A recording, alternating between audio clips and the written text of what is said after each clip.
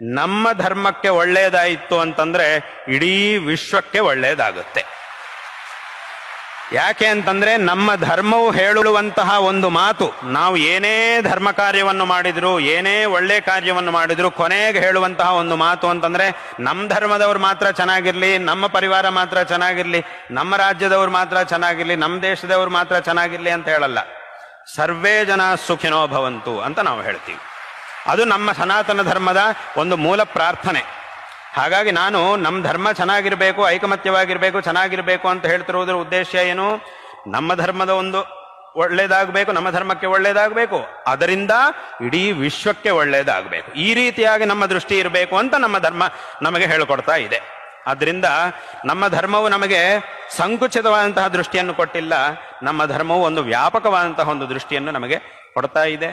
ಆದ್ದರಿಂದ ಈ ಧರ್ಮ ಚೆನ್ನಾಗಿದೆ ಅಂತಂದ್ರೆ